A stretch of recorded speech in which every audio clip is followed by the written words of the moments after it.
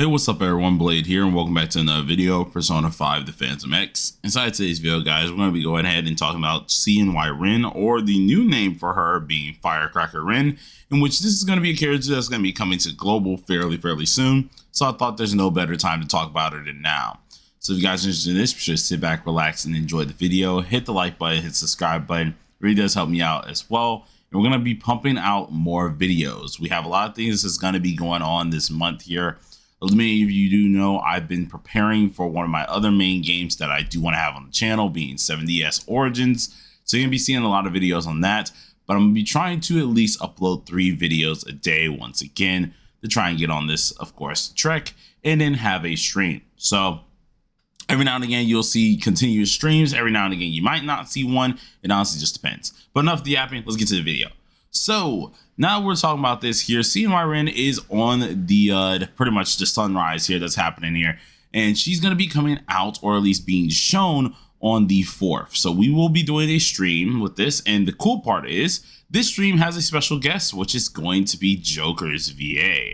So I'm very excited about that, because this is honestly going to be a cool one. We don't really get to see many of the OG cast return like this that often, and to see that we have the main protagonist for P5 is freaking awesome. So very excited about this. This is going to be coming out very soon here, and as you can see, they already have shown her persona and shown her being a fire sweeper as per usual, and this is Firecracker Yao Ling. Now, it's kind of interesting to see exactly how this is going to work here, because this character, without a doubt, is in an interesting point. Now, on TW, she has recently became very good due to her level 100, and we're going to talk a little bit more about that as well. But I first want to go over her current kit that we know of before she has gotten buffed.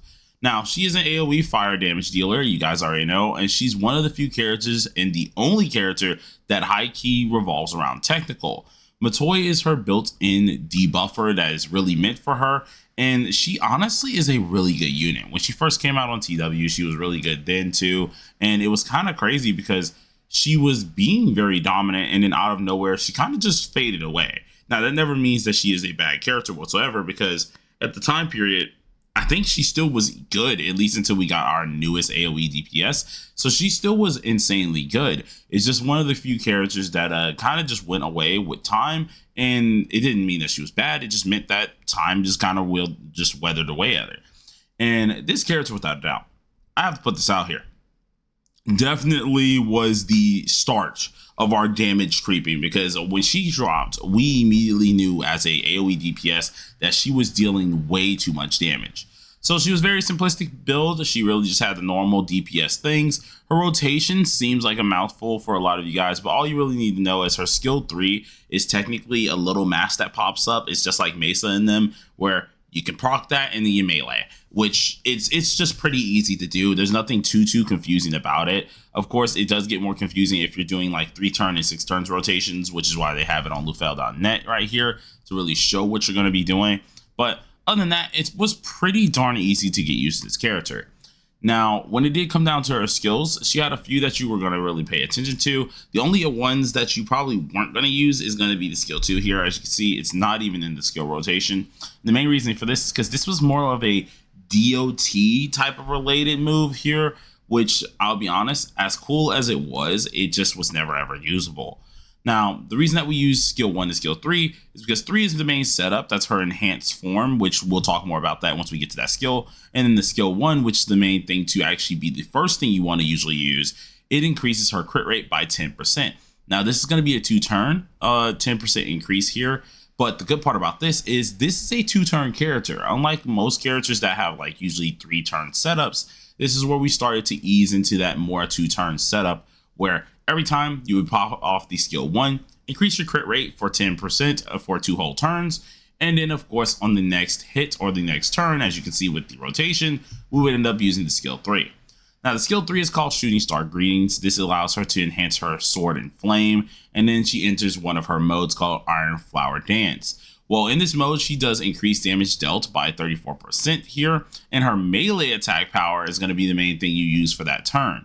So when you go ahead and melee, it not only does a decent bit of damage here, but she does 127.4% attack as a fire damage to all enemies, and it will trigger a fire technical. Now, the good part about this is Matoya is always going to help you get this technical and enhance it even more so. So it will increase the effects of said technical by 20% and deal a lot with the current technical called Backdraft. So she's only going to be using this every other turn here. So you'll always see it. There will always be a pretty much a setup, which is why we have the 1-3 melee, what's it called, rotation here. She's very simplistic to use. And the good part is her highlight is actually pretty decent as well, because she hits all the enemies and she increases her own attack, which allows her damage dealt in Fiery Shooting Star to be even stronger. So she's one of these few characters that I do say is very good. I think it's just the time that kind of weathered her away, which is why a lot of people don't talk about her too much anymore so. But still, an insanely good character. It just kind of comes around with the time period of like 4.0 near anniversary that a lot of people kind of get a little shaky for. Her passives, she does damage dealt inflicted to enemies with burn will be 36% increase for you. And then of course, with the other one here at the start of the battle, she increases her own attack by 30% for 2 whole turns. And then when any ally triggers a technical, it refreshes the duration. So a lot of you guys are able to see, this is why Matoya is so great, because as long as she's able to proc this technical, she's continuously getting this attack buff. She not only does it proc the technical by herself, but seeing that Matoya is built in for this character, she's also procking that technical, making her insanely worth it. So there's a lot of things that you can really do with this character that makes her insanely awesome, and it's pretty darn cool. Now, the only downside where a lot of people get twisted on whether they want to summon for her or not is because of the A0 and A1, right? Not only do we have Anniversary come along, but A0 and A1 is very important to this character. Once, of course, Ange, who is the Anniversary Navi, comes out, A1 is technically a necessity if you want to outdeal a A6 on. Now, granted, this is before she gets any buffs, so you never know. If she gets some crazy buffs here, most likely A0 will be all you need, so you won't even have to worry about it. Seeing that her A0 itself, it does allow you to trigger these technicals. It does a little bit more depending on the technical that you're triggering. The A1, what makes it so good is because not only do you decrease your initial cooldown here and extend your duration, but you're also able to get a 40% crit damage increase, making her absolutely blow on out of the water, which is why we're always so gun-ho on trying to get that A1. I do have to say with this character though, most likely with the buffs on global, you won't even have to worry about the A1. You're most likely just going to be able to deal with the A0 pretty much and deal a ton more damage in general. So it's always cool to see that this character is going to be very viable, whether you have A0 or A1.